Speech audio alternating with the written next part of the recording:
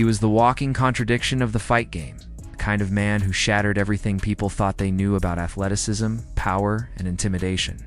Eric S., better known to the world as Butterbean, didn't look like a fighter built for glory. He didn't move like one, didn't train like one, certainly didn't look like he belonged on the cover of any fitness magazine. But what he lacked in conventional form, he made up for with something far more terrifying: raw, unfiltered violence in his hands. When he threw a punch, it wasn't art or strategy. It was punishment in motion. And when it landed, it didn't just end fights, it rewrote them. Butterbean's career became a collection of moments where expectations met annihilation. Every man who stepped into the ring with him had the same thought, that his physique, his awkward shuffle, his lack of chiseled muscle would make him easy prey. They were wrong. Every time. Because when you fight a man like Butterbean, you're not just fighting another boxer. You're standing in front of something heavier than muscle and harder than ego. You're standing in front of inevitability. The story begins in 2000, when George Lindbergher walked into the ring like a monument to the human body. His physique looked carved from stone, thick arms, sculpted chest, and the kind of symmetry you only get after years of discipline, diet, and pain. Every inch of him screamed strength. This was the body of a man who had lived in the weight room, built himself into a weapon. Across the ring, Butterbean waddled in, looking like the universe's cruel joke. Round, soft, almost friendly in appearance, as if someone had dared him to prove that training manuals were lies. The audience laughed before the bell even rang. But that laughter didn't last long. When the first bell sounded, the ring became a classroom, and Butterbean was the cruelest teacher imaginable. Lindbergher, so focused on posture and control, didn't realize that the first clean shot would be the last. Butterbean launched forward, a jab to the body, a quick left hook, and then the right hand that changed the air in the room. The impact was like a car crash. Lindbergher's body went slack before gravity finished the job. The fight was over in 20 seconds. Muscles, conditioning, confidence, all of it erased by a man fueled by burgers, bad intentions, and a refusal to quit. Butterbean didn't train for endurance. He trained for impact. And when he landed, there was no recovery. Just months later, the pattern repeated with another man built to intimidate. Ken Woods, taller, leaner, carved with all the textbook traits of an athlete. Every coach in the world would have pointed to him as the future of heavyweight boxing. Meanwhile, Butterbean looked like the guy who took the elevator instead of the stairs. But when the two squared off, the crowd was in for a familiar, brutal education.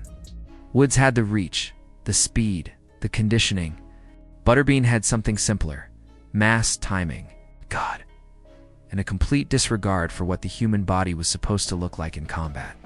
The opening round was almost civilized.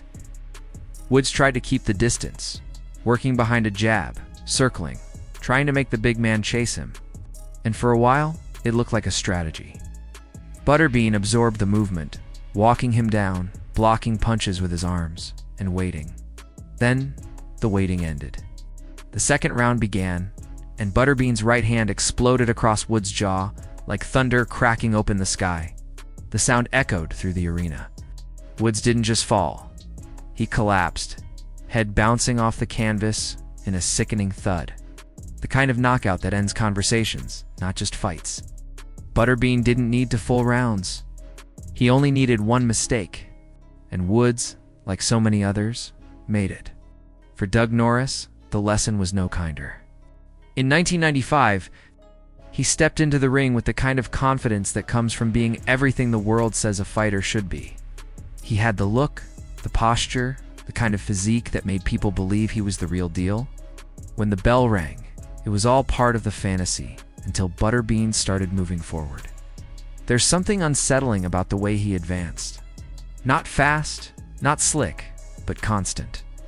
Every step was pressure, every swing was heavy, and every miss felt like a near-death experience. Norris tried to fight back, landing a few solid shots. But Butterbean's chin might as well have been made of iron. Then came the exchange that sealed it, a heavy right hand followed by another. And suddenly Norris's world turned sideways. The crowd gasped as he hit the canvas, his head rolling back. his body lifeless for just long enough to make everyone hold their breath. It wasn't just a knockout. It was a statement. Butterbean didn't win fights through finesse. He ended them through inevitability. As Butterbean's reputation grew, so did the spectacle.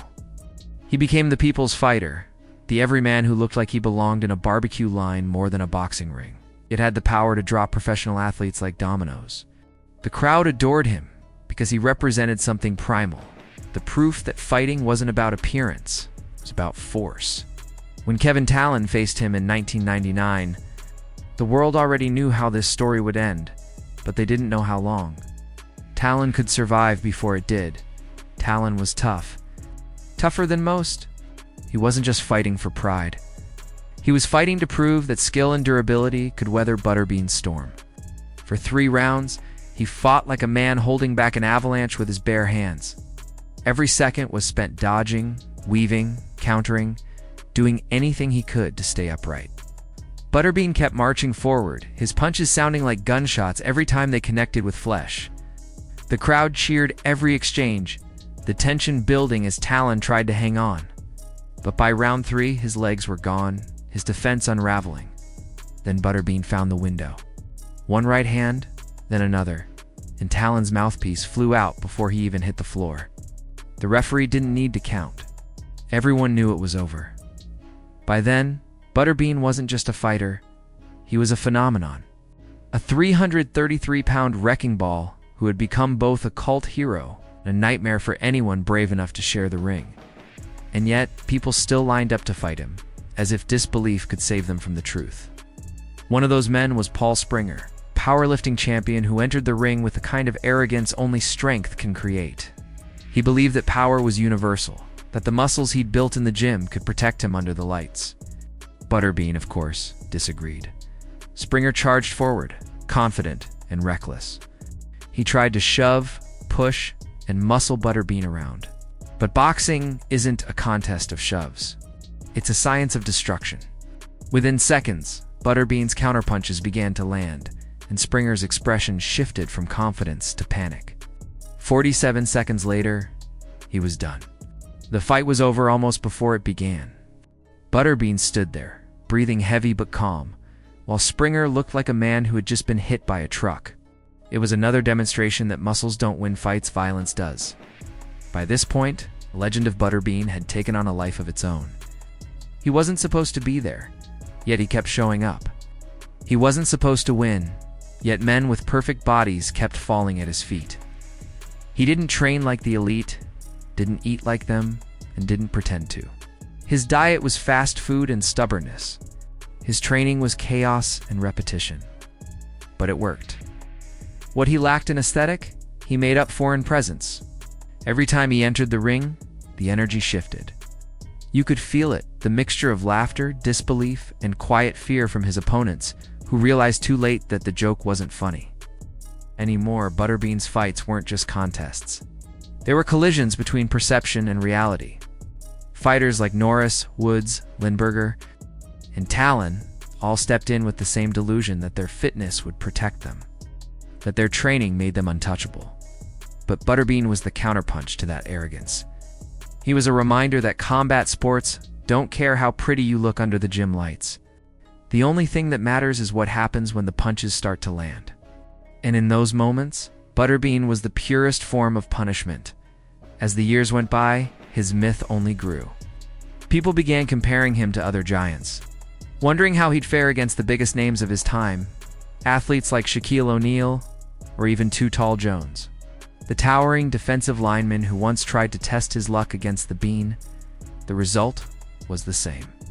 Butterbean might not have had the longest reach or the best conditioning, but he had that one thing every fighter fears, the ability to end everything with a single shot. When that right hand landed, physics stopped being a theory and became a problem. In the middle of it all, Butterbean himself never changed. He didn't reinvent his style or chase trends. He was brutally honest about who he was. "I don't even like to think of myself as Eric," he once said. "I'm Butterbean." That name became more than a nickname. It was a brand, a weapon, an identity built on defiance. Every punch he threw said the same thing. You don't have to look like a fighter to fight like one. His success wasn't accidental. It was karma, brutal, poetic karma, for a world obsessed with appearances. For every chiseled athlete who thought he could walk through Butterbean. There was a lesson waiting in the form of a crushing right hand. He was the reckoning for vanity, the price for underestimation. His opponents looked like warriors. He looked like a man who didn't care. But once the bell rang, it became painfully clear who the real fighter was.